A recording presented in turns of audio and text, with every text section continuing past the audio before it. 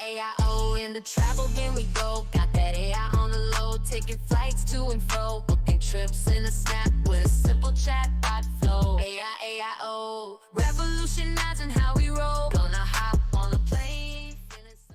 Welcome to another episode of the Everything AI in Travel podcast, where we hear from the makers, shapers, and buyers of AI technology in the travel space. Here's your host, Tony Khan. Hey there, everyone. Welcome to another episode of the Everything AI in Travel podcast. And today we are going to focus on the intersection of AI and hotels, something that I've been dying to dig into a little bit more. And today I've got with us Michael Goldrich, who I would say is the voice of AI and hotels, in a similar way to say how Jeanette Rausch is for destinations or Peter Syme is for the tours and activities side of the hospitality industry. Michael plays that role in hotels, and I'm really happy to have him on the show. How you going, Michael? I think that's very, very kind of you to say. But there are a lot of really, really smart people talking about AI for hotels. So Perfect. And maybe as we go through the conversation, you can drop a few of their names and then I will reach out to them and see if I can get them on the show as well, because hotels is not something that is a strong suit of mine. I obviously came from the tours and activities side of the world and do find a lot of my guests are in that area. And so I'm always happy to look at, other super important parts of the industry like hotels. So maybe to get us started, just give us a little bit of your background, say pre-generative AI or pre-COVID. What did your life look like then? What sort of work were you doing pre? Oh, definitely. So I guess I'll start. So I was in hotels for about 20 years doing digital marketing. And then COVID happened. And during COVID, I was at a hotel chain that was city center business focused. So it was like a double whammy. We let go about 80% of our staff. And it was a hard time. And at that time, I had to reach out to a lot of our vendors to basically say, we're closed, we can't work with you. And at that time, I was doing an A/B test of one of our vendors against each other. And one of them was really, really difficult. They made me pull out the contract and renegotiate the contract. And the other one was great. They said, you know what, you can use our stuff for free until you reopen. I said, but I laid off everybody. They say you can use our team. So I think they were terrific. And that was the hotels network.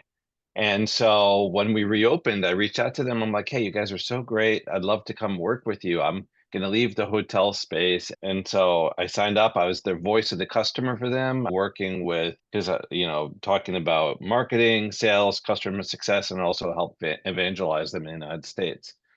But they were really interesting because they are all about AI.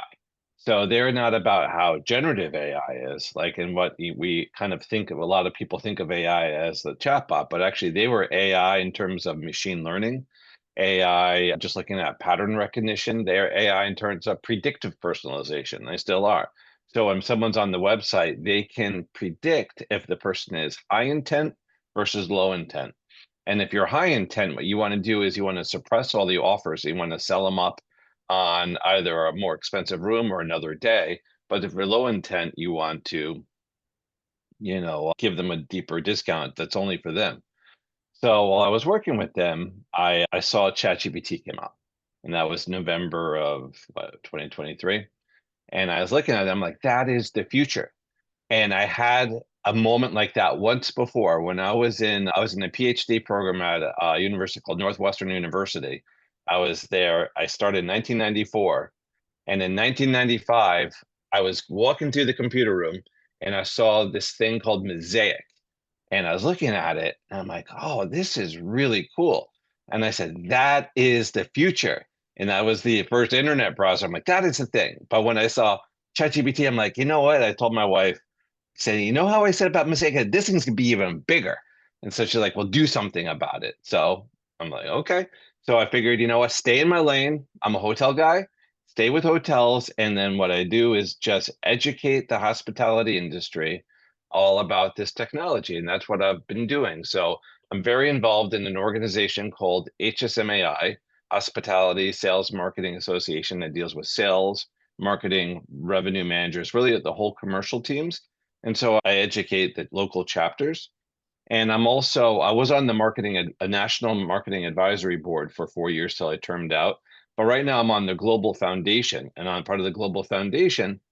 I'm able to conduct primary research. So last year I did research all about the state of the industry for commercial teams in terms of how they're using this technology in terms of recruitment, retention, and professional development. Very, So that's a little bit how I got into this. very, That's a very long good. spiel. No, it's good. No, it's good for everybody to get the background. And I think that's an incredible customer story about the hotel's network and about how to treat people like in a time of crisis and what comes from that. People then say, I want to work with you, and I want to work for you. I think that's it's an incredible story. Now you've kind of led us down the path that we're going to anyway. So as you said, you are an evangelist for AI, and that's how I know about you. I come across your posts on LinkedIn, which are always super informative, and they've always got that hotel lens to them, which I think is fantastic. But as you mentioned, you did do some research as part of the Vivander Advisors, which is a company that I think you are the founder at, around adoption rates of AI in hotels. Tell us a little bit about what you found. I think it was a little while ago, maybe 3 or 4 months ago, but tell us what you found about those adoption rates that were happening in hotels. Yeah, so what I found is, I conducted this research a number of different ways. We sent out a survey request to pretty much the entire HSMAI database and just asked them to answer questions. And I spoke to commercial leaders, both on the hotel side and also on the tech provider side. And what we found is that only about maybe like 10 to 15% of the hotels are really like fully embrace like a department going forward. But more they're thinking about it, they're starting it, but that's the vast majority. Some of them said we're not going to do anything about this at all. But I think, one of the challenges with surveys about this type of stuff is like nobody really knows what it is. So when you ask them a question, they answer about AI, they answer it in a way of what they think it is, but not necessarily what it truly is.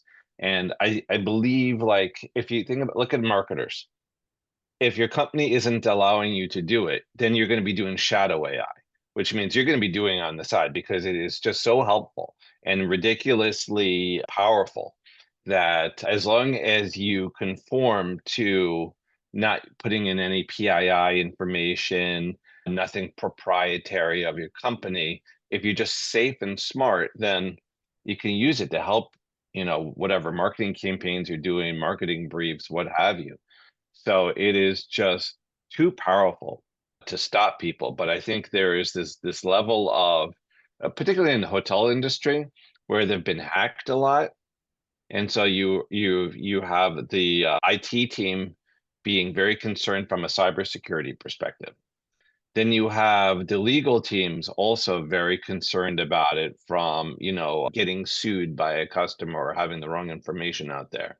So it really depends on who has the stronger voice in terms of where this goes. And so what I do is I try to educate everybody. So I just did a recent program. I call it my AI literacy mindset program. And it really is all about developing AI literacy for the organization because I've seen businesses try to push down AI technology from the top. Oh, we've got this agent, we've got this widget, we've got this application. And, Gartner has data saying only 15% of these projects scale up. And the reason is because the people that are using it don't understand it, don't know how to leverage it, aren't educated about it. So what I do is I take the perspective, give me the whole company. I'm going to run you through what is AI literacy. So you understand what this technology is, but it is more than just that. You also have to have the mindset of understanding that you have to use it. You need to be AI first. You need to think about whatever solutions you have. That's how you have to approach it. But even with those two things, that's still not enough because I call it the 4 T's. For a hotel or probably any organization, for it to actually embrace AI adoption, you need the 4 T's. 4 T's are first, tone from the top. The leadership has to say this is important and this is what we're going to do.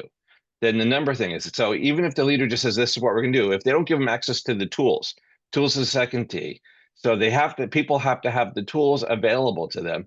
Now Microsoft pushed out Copilot Chat. Everyone's got it now. So it's free.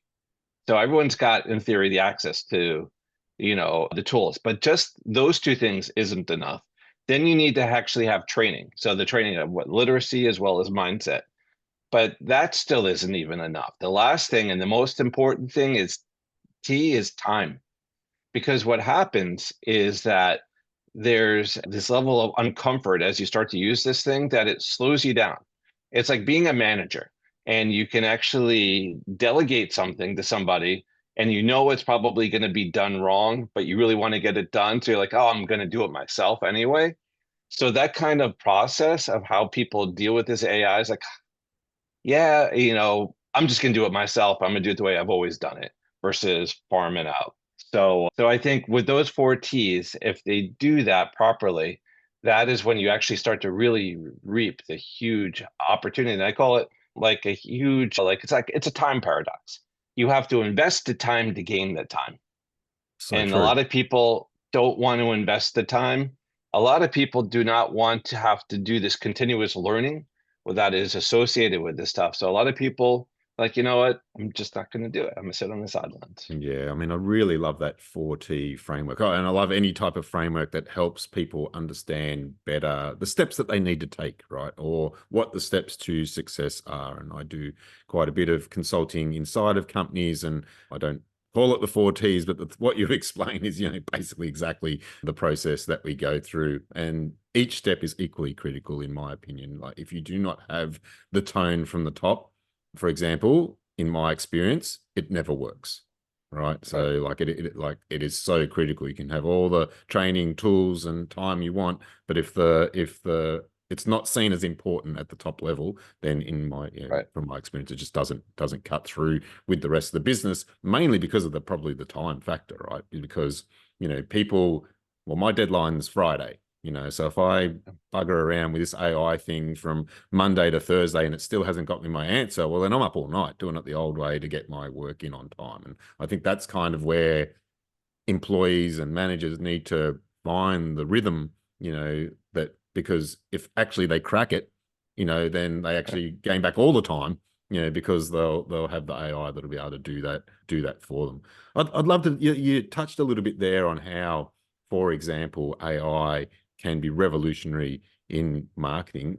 Could you dive a little bit deeper into that around tactically how a marketer might use AI in the hotel industry? Because I think those practical steps are really important in opening people's eyes to the potential, because right now the reticence of doing it is not understanding the potential outcome.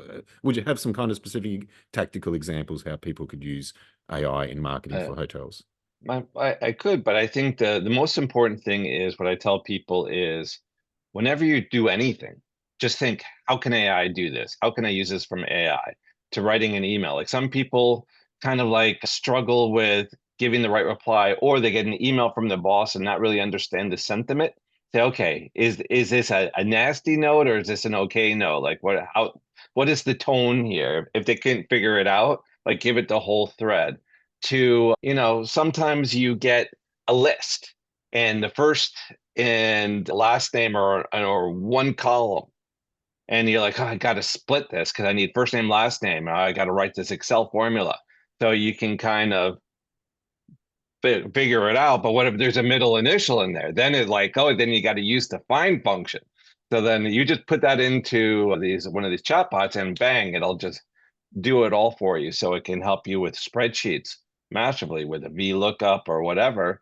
And then if you have a presentation you have to do, so, and you just like, oh, I got to do this presentation on this latest status report, it can just get you started. It gets you 80% to your first rep. So no matter what it is, you just stick it in there, say, okay, I need 10 slides and here's my report. Help me break it down. So then you can go from there to, let's do Teams. Like right now, you're on a Teams call, you're on a Zoom call, I'm on this call, a lot of people on here. Like, okay, what are the action items? Download the transcript, say, okay, who said what about this? What were people's perspective? Okay, what are the takeaways? When did they say they can get it so I can follow up? So whether it is a Zoom call, whether it's a PowerPoint, whether it's a spreadsheet, email, all these things it can help you with. But that's any worker, that's any knowledge worker. But for marketing specifically, let's just say you got for hotels, say you've got a large group that just washed.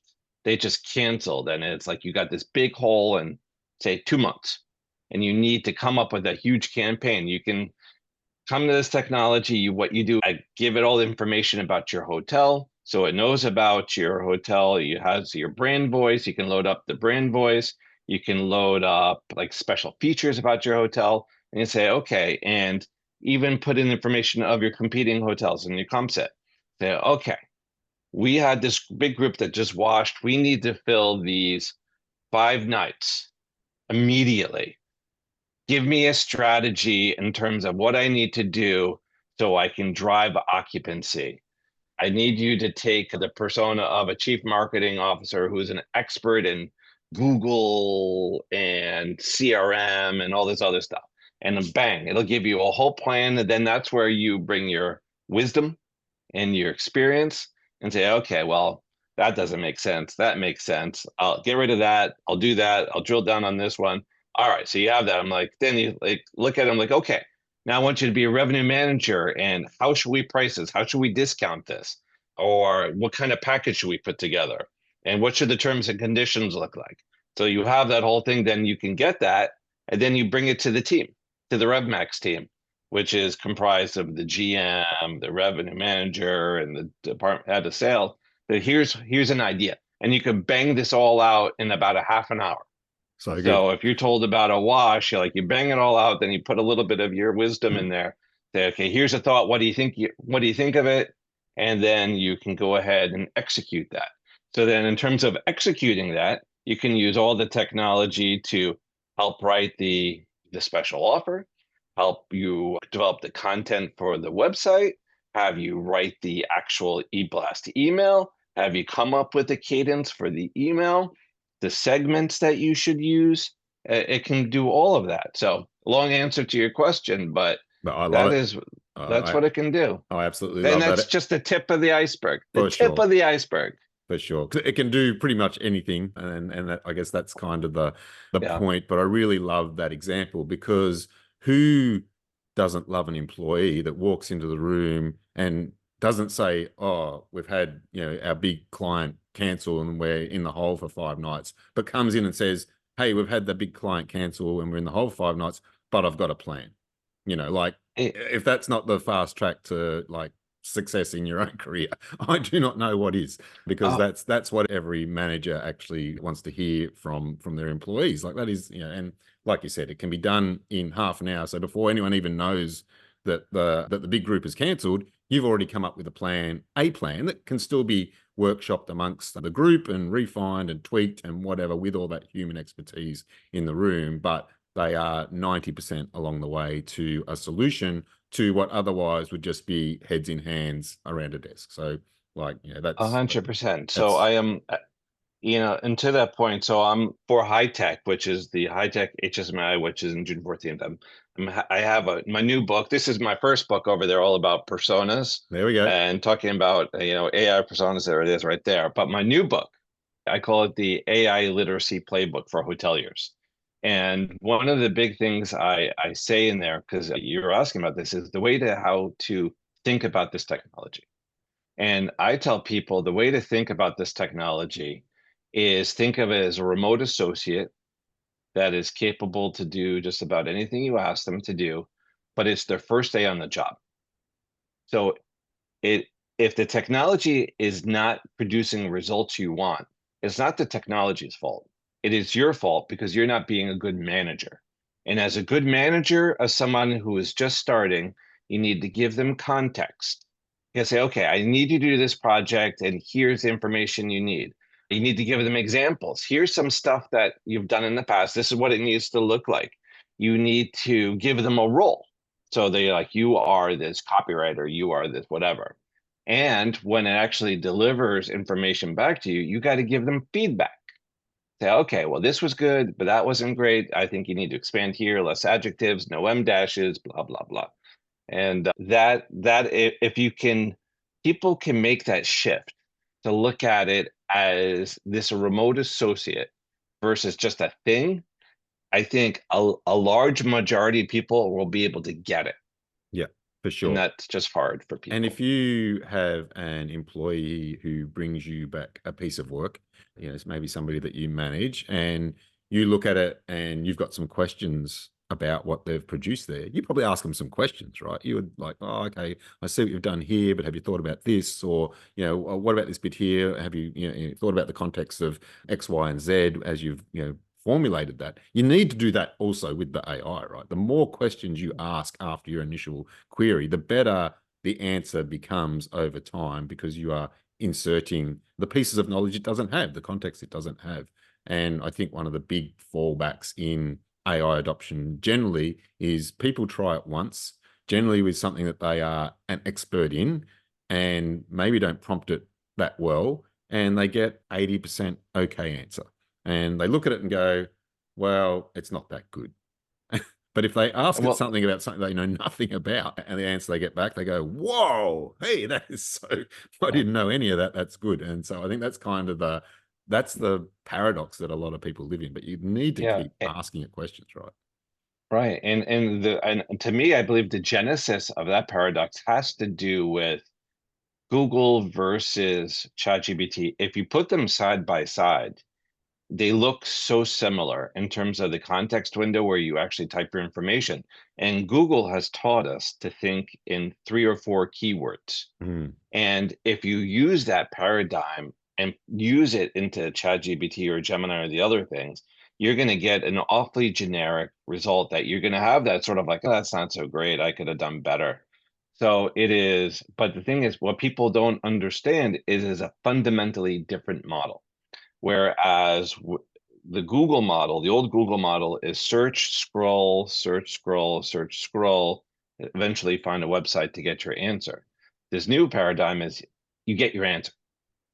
So to get the answer you want, you need to formulate the proper question that will get you the answer you want. And that requires not 3 or 4 keywords.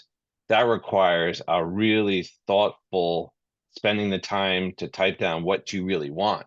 And that is the shift people have to do. And I don't think a lot of people are really prepared to do that because you have to think. Yeah, damn it.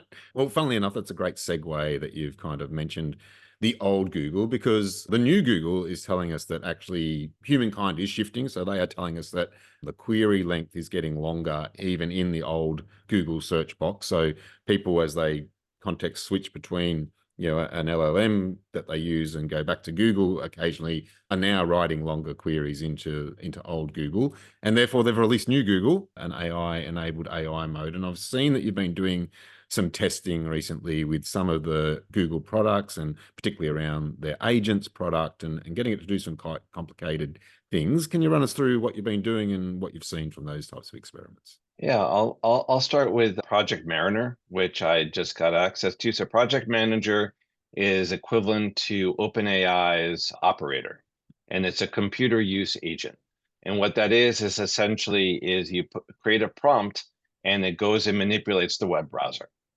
So I challenged Operator, and I also challenged Project Mariner. I said, I'm going to go to this conference in Indianapolis, Indiana, in the United States. And I said, I'm going on these dates. Find me a hotel close to the conference center. And what OpenAI's Operator did was it just went straight to Expedia. And what this one did, Project Mariner for Google, went straight to Expedia and to look for it. And I said, this is something that absolutely every hotelier should be concerned about, because this is going to kill it for the direct channel. And the direct channel is so important. So for your audience who doesn't understand, so for hotels, say I have a $100 room that if you book on my website, I get to keep that $100. But due to this concept called rate parity, when you put it to the Expedias in the bookings and whatever, you also have to sell the same exact room for $100, but they take a commission, and that commission can go 15 to 20+%. So you're getting much less. So you want people to, the most profitable way is to get people to book you direct. And so that means you need to get people to your website. And so in a solution like this, you're not going to your website. And the other thing to like the AI mode. So that's project manager and computer use. But now with AI overviews, which is sort of what Google's been testing, and it was called the search generative engine.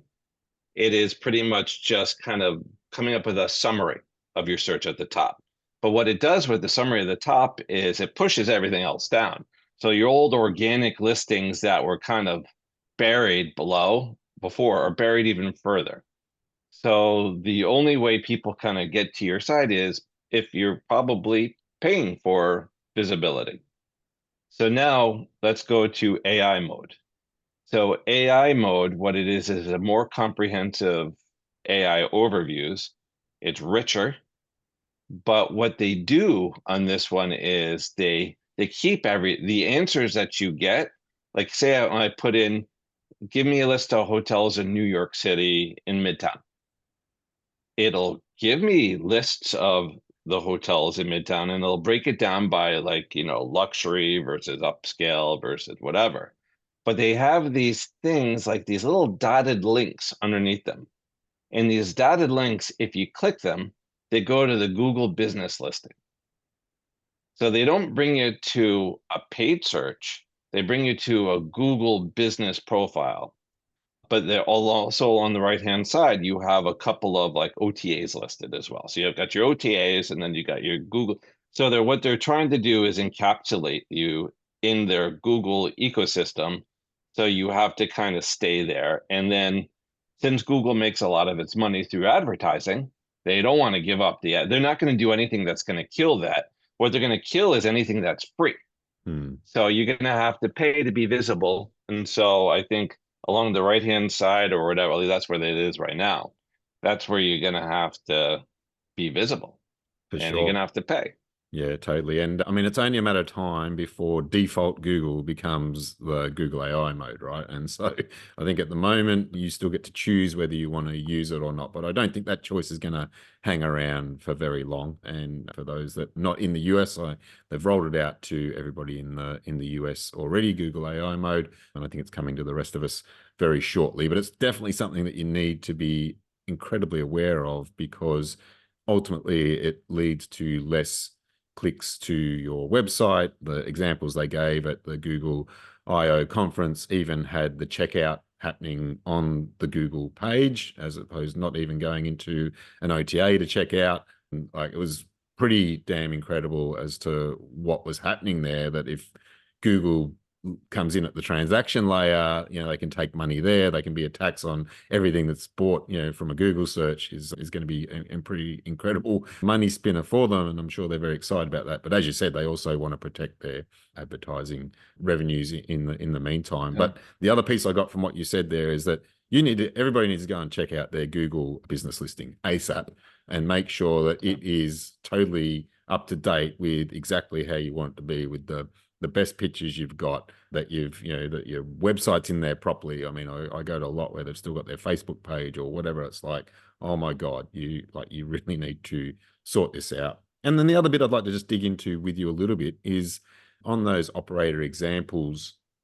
Both examples went to Expedia, right? Which is shocking unless you are a shareholder of Expedia. What's going on there? If you can explain it in a little bit of more detail, and if you've got some more context around the concept of MCP and what an MCP server is, and how hotels might adapt in any way to it not be Expedia, but it to be their own business that shows up there. Well, I thought about it. So I watched the process of how it did the search, and I had to speed it up on the video because it takes a while.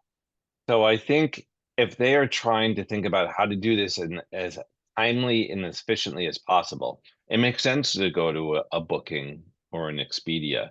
If I'm saying search for hotels around the conference center, walking distance, that have good reviews, that are priced about this point, that makes sense to kind of go right to a place where you can filter and search. So that makes logical sense. So I have to imagine. So I wrote this article that's going to be coming out in Hospitality Upgrade this summer. right during high tech.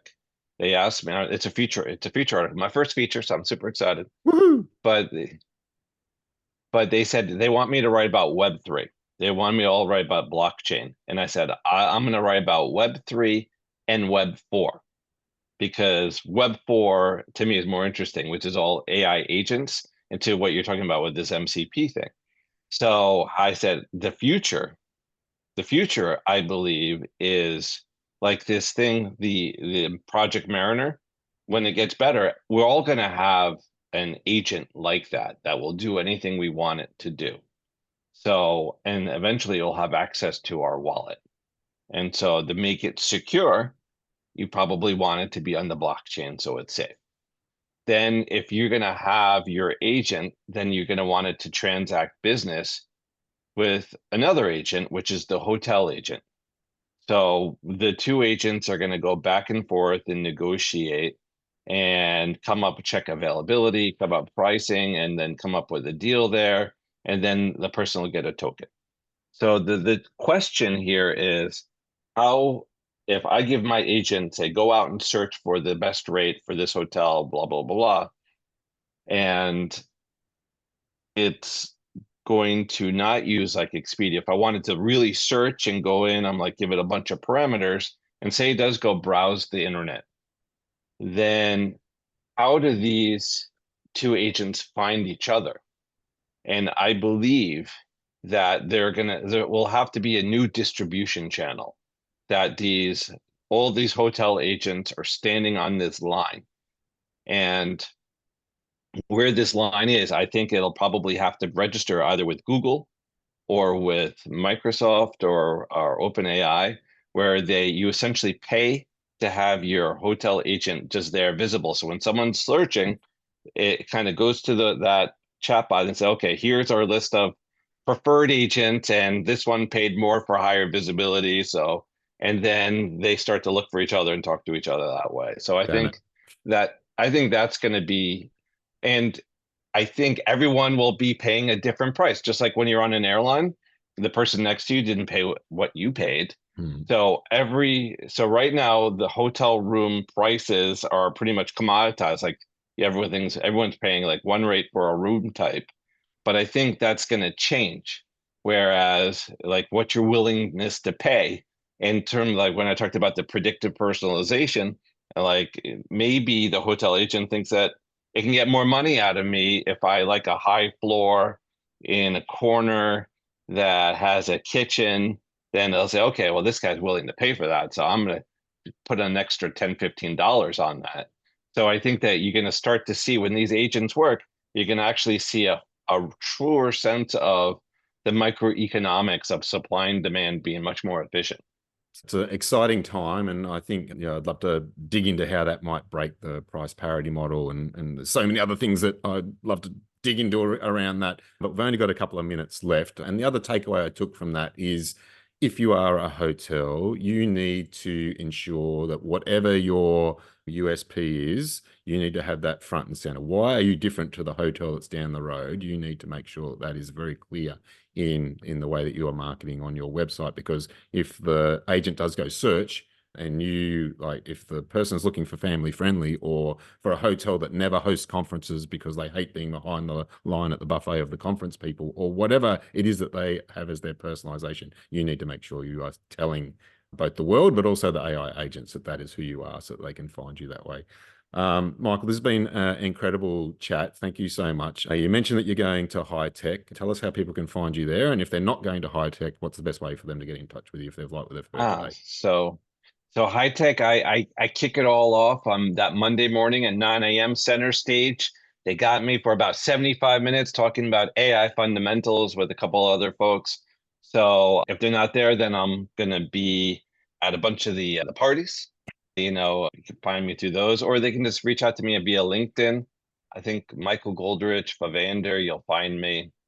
The face looks like this one. Brilliant. And if people want to get the book, where do they find that? So this book is available on Amazon, and the other book, which will be coming out in about 2 weeks, also will be on Amazon. It's called the AI Literacy Playbook for Hoteliers. Fantastic. And look out for that one, people. I might grab myself a copy of that as well, even though I'm not a hotelier, but I want to know what that gold is inside that book. Michael, thank you so much for coming on and having a chat with us today. It's been an absolute pleasure. No, pleasure was absolutely all mine. Brilliant, brilliant. That's it for another of the Everything AI and Travel podcast. If you enjoy this podcast, please hit follow or subscribe in the service that you listen to so you make sure you get more of this gold next time we release an episode. Thanks for listening in, and we'll see you all on the next one. AI, in the travel game we go. Got that AI on the low, taking flights to and fro, booking trips in a snap with a simple chat.